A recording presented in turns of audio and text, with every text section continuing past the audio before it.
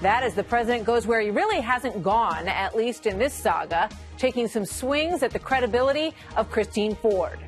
36 years ago, this happened. I had one beer, right? I had one beer. Well, do you think it was? Nope, it was one beer. Oh, good. How did you get home? I don't remember. How'd you get there? I don't remember. Where is the place? I don't remember. How many years ago was it? I don't know. I don't know.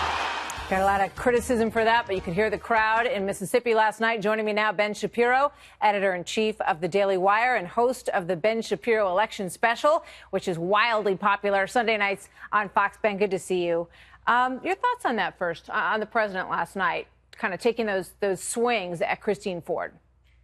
Well, I mean, two things can be true at once. One is that he can be pointing out some very real holes in Christine Blasey Ford's testimony. The second is this is not productive. I mean, the fact is that there are a bunch of senators who are sitting on the fence, and any excuse for them to vote against Kavanaugh is a mistake. So the president, going out and doing this at a rally obviously provides fodder for people on both sides of the aisle who want to avoid making the hard choice about Kavanaugh and instead just hope to dump on the president. So I'm not sure that it was politically smart by the president. I'm also not a big fan of him ripping into Ford personally, but is he correct that there are a bunch of holes in Ford's story? Yeah, that part he's right about.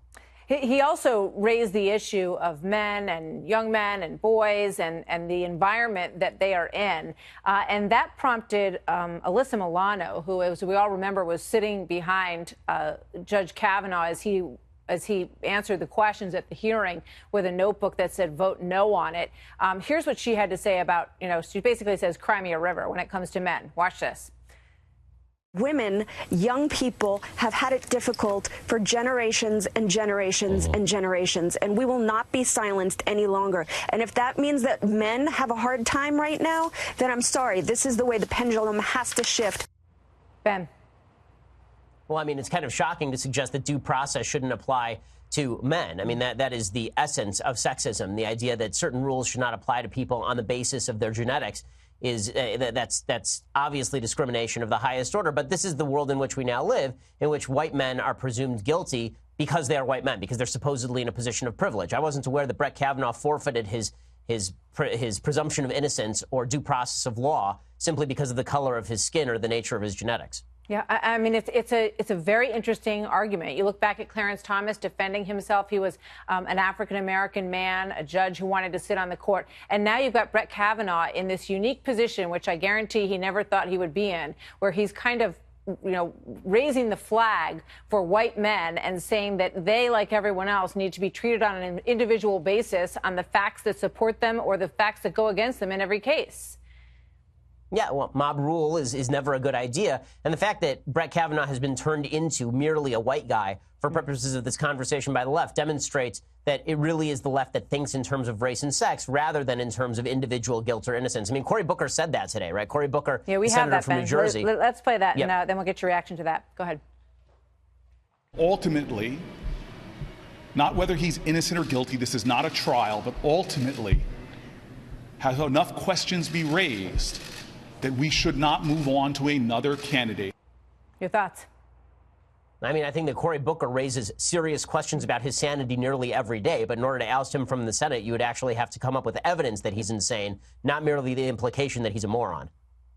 I mean, it really is remarkable, and everybody understands the construct of this hearing that we saw. It's not a court of law, but at the heart of it is the issue of credibility of these two people and whether or not it was successful in terms of proving that this happened that night. And I think even in the end, you're going to have people who feel unsatisfied by the amount of information that they had to base their decision on. But for each individual, aren't they deciding in their mind whether or not they think he was guilty or innocent? No question. And the idea that this is just a job interview, so if you raise a bunch of questions, that's enough. Well, that basically rules out anyone who's ever going to have a job on the federal level, because it's not hard to raise questions about people. The question is how we resolve those questions. This is not merely a job interview right now. This is a man who's been accused of attempted rape when he was 17 years old. If this goes the wrong way, it's not just that he doesn't end up on the Supreme Court. He probably loses his seat on the D.C. Circuit Court of Appeals. He probably never works again, and his family is destroyed. So the Democrats have decided to play it this way. They had the opposition before, and now they're just trying to ratchet it up, obviously. How do you think this plays out? You know, sort of look into the next few days for us, because you already feel, as this report is about to come out, there's so much pushback from Democrats primarily at this point on all the things they haven't seen and heard. You know, they're kind of preparing their argument.